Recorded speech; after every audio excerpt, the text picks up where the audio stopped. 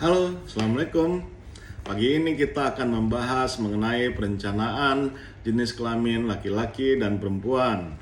Banyak di antara kita yang telah mempunyai anak laki-laki, kepingin mempunyai anak perempuan, atau sebaliknya, yang mempunyai anak perempuan, kepingin lagi mempunyai anak laki-laki. Di mana cara perencanaan atau program jenis kelamin tersebut, banyak hal yang bisa dilakukan, usaha-usaha untuk mendapat anak laki-laki atau perempuan. Misalnya dengan cara IVF atau bayi tabung. Pada bayi tabung itu bisa dipilih zigot morula yang genetiknya laki-laki atau genetiknya perempuan, kemudian dimasukkan ke dalam rahim atau embrio transfer, ya.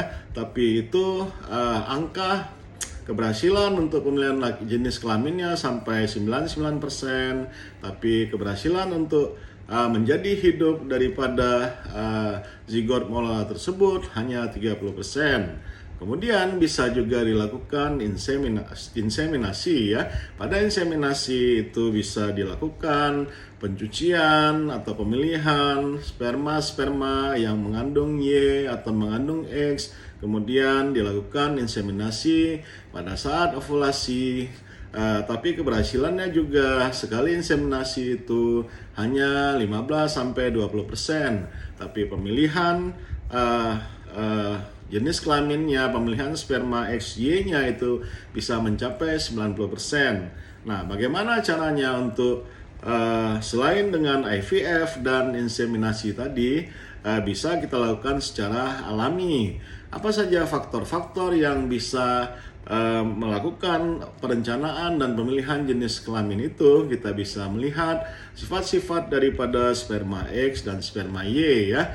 Rata-rata kalau orang yang mempunyai anak laki-laki itu biasanya dia sering berenang seperti nelayan, banyak makan ikan, banyak makan daging. Itu kemungkinan besar spermanya itu banyak bibit Y-nya, ya. Tapi pada daerah-daerah pegunungan yang banyak makan sayur, sering minum susu, bibit daripada laki-lakinya sering mengandung sperma X, ya. Jadi dari makanan dan dari pola hidup kita bisa juga menghasilkan sperma X atau Y, ya. Kemudian pada ibu-ibu yang gampang sekali mencapai puncak atau gampang sekali basah, itu akan membuat V-nya itu saluran V-nya menjadi basah sehingga sperma Y bisa tumbuh, ya.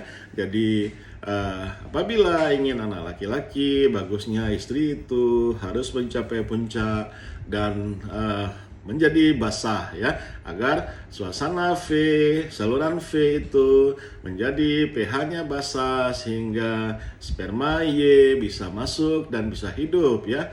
Apabila ibu-ibu yang susah mencapai puncak dan agak kering, maka suasana saluran V-nya sampai ke serviknya, sampai ke rahimnya itu menjadi pH-nya asam, sehingga yang hidup itu biasanya sperma X dan menghasilkan anak perempuan. Jadi kalau ingin anak laki-laki, bagusnya istri harus mencapai puncak, ya, berhubungan agak lama sedikit, lebih kurang di atas 15 menit, itu akan memperbesar peluang sperma Y laki-laki untuk masuk. Dan untuk anak laki-laki itu memang baiknya itu berhubungan setelah masa subur, ya, karena sperma Y itu memang pada penelitian itu telah cepat jalannya, cepat larinya, ya, sehingga begitu hubungan pada masa subur, ya, sudah ada ovum di saluran tuba, maka sperma Y yang lebih duluan ketemu sehingga menghasilkan laki-laki, ya. Sedangkan sperma X itu bagusnya berhubungan sebelum masa subur karena sperma X jalannya lambat, ya. Jadi sebelum ada ovum, sperma Y sudah nyampe dan tidak berhasil menemukan ovum, kemudian sperma Y pelan-pelan, ya, ketika ovum keluar maka akan ketemu, ya. Jadi banyak cara untuk melakukan perencanaan untuk anak laki-laki dan perempuan ya. Bisa dengan bayi tabung, bisa dengan inseminasi, bisa dengan faktor alami dari makanan, dari pH saluran V, dari mencapai puncak atau tidak, kemudian berhubungan sebelum dan sesudah masa subur itu sangat berpengaruh ya. Pada ibu-ibu yang ingin anak perempuan tapi gampang sekali basah, gampang sekali mencapai puncak, itu bagusnya disiram dulu dengan larutan asam seperti larutan cuka sehingga pH saluran V itu menjadi asam dan sperma X perempuan itu bisa masuk dan berhubungannya pada masa subur ya. Jadi ibu-ibu dan bapak-bapak sekalian, masih mungkin kita untuk merencanakan pemilihan anak laki-laki ataupun anak perempuan ya dengan cara-cara tersebut di atas ya. Yang paling pasti itu hanya Tuhan. Wallahu a'lam bishawab. Semoga mudah-mudahan bermanfaat. Wabillahi taufiq wal hidayah. Assalamualaikum warahmatullahi wabarakatuh.